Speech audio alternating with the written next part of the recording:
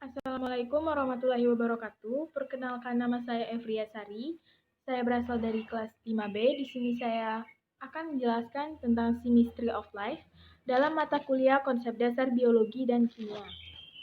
Nah, di sini ada 3 cakupan utama dalam Chemistry of Life. Yang pertama itu ada atom dan molekul, yang kedua ada senyawa organik, dan yang ketiga ada metabolisme pada makhluk hidup. Yang pertama itu ada atom dan molekul.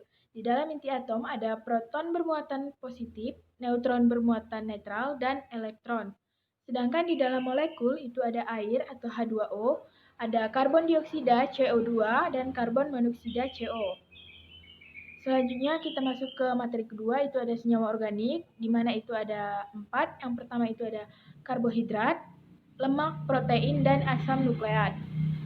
Itu ada materi yang ketiga, ada metabolisme pada makhluk hidup, itu ada katabolisme dan anabolisme. Di dalam katabolisme ini ada respirasi, anaerob, aerob, fermentasi. Sedangkan di dalam anabolisme itu ada fotosintesis. Nah, di sini saya akan menjelaskan bahan dan tahap apa saja yang diperlukan saat terjadinya fotosintesis. Nah, selanjutnya kita masuk ke pengertian atom. Atom ini adalah unit dasar dari semua benda yang terdiri dari nukleus, inti atom, dan dikelilingi oleh awan elektron yang bermuatan negatif. Inti atom terdiri dari proton yang bermuatan positif dan neutron yang netral, kecuali pada atom hidrogen yang tidak terdapat neutron. Untuk jari-jari atom sekitar 3 hingga 15 nm. Nah, elektron yang terdapat pada atom terikat dengan inti atom oleh gaya elektromagnetik. Selanjutnya masuk ke pengertian molekul. Molekul adalah partikel terkecil dalam suatu unsur kimia atau senyawa yang memiliki sifat kimiawi unsur atau senyawa itu. Molekul terdiri dari atom yang disatukan oleh ikatan kimia. Ikatan ini terbentuk sebagai hasil dari pembagian atau pertukaran elektron antar atom. Atom-atom unsur tertentu siap berikatan dengan atom lain untuk membentuk molekul.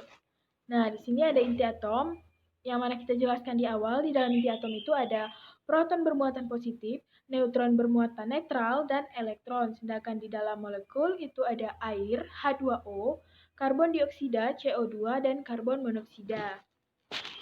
Selanjutnya itu ada senyawa organik. Nah, senyawa organik ini adalah golongan besar senyawa kimia yang molekulnya mengandung karbon, kecuali karbida, karbonat, dan oksida karbon. Studi mengenai senyawa anorganik disebut kimia organik.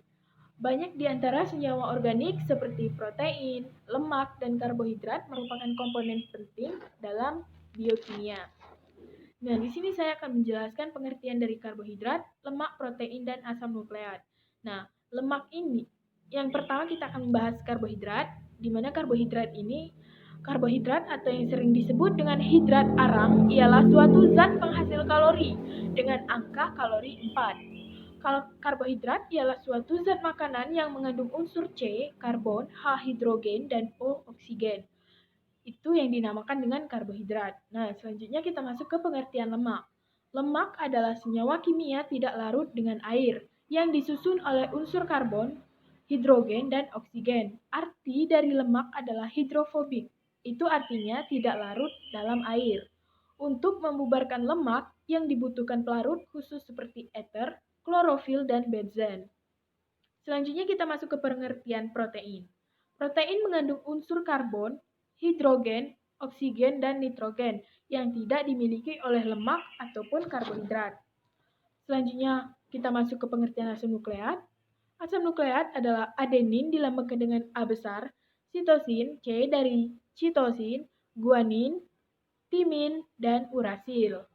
Nah, asam nukleat dalam sel terdiri dari DNA atau deoksiribonucleic acid dan RNA ribonucleic acid. Selanjutnya kita masuk ke metabolisme pada makhluk hidup. Ini tadi ada 2 cakupan utama. Yang pertama itu ada katabolisme dan yang kedua itu ada anabolisme. Kita masuk yang pertama itu katabolisme. Nah, reaksi penguraian senyawa kompleks menjadi senyawa yang lebih sederhana dengan bantuan enzim, berbeda dengan anabolisme yang memerlukan energi. Proses katabolisme justru menghasilkan energi dalam bentuk ATP yang biasa digunakan organisme untuk beraktivitas. Selanjutnya kita masuk ke anabolisme. Anabolisme atau biosintesis atau disebut juga dengan asimilasi merupakan suatu proses penyusunan senyawa kimia yang sederhana ke senyawa kimia ataupun juga molekul kompleks. Senyawa kompleks tersebut biasanya disebut dengan senyawa makromolekul. Selanjutnya ini kita masuk ke respirasi. Respirasi ini ada respirasi aerob dan anaerob. Kita masuk itu ke pengertian respirasi. Respirasi adalah pertukaran gas antara individu dan lingkungan atau keseluruhan proses pertukaran gas antara udara atmosfer.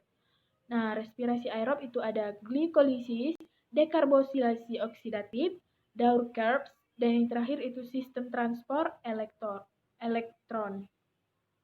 Nah, masuk ke respirasi anaerob itu ada dua, alkohol dan asam laktat. Selanjutnya ini adalah bahan dan tahap fotosintesis.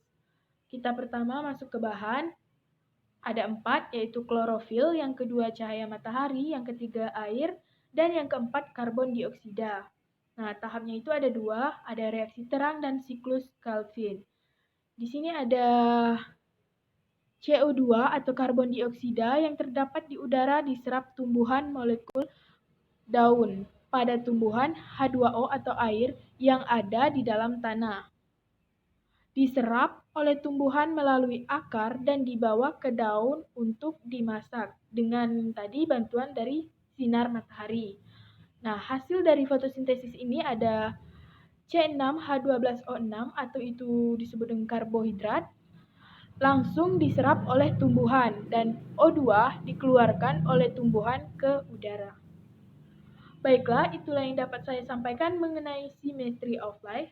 Kurang dan lebih saya mohon maaf. Assalamualaikum warahmatullahi wabarakatuh.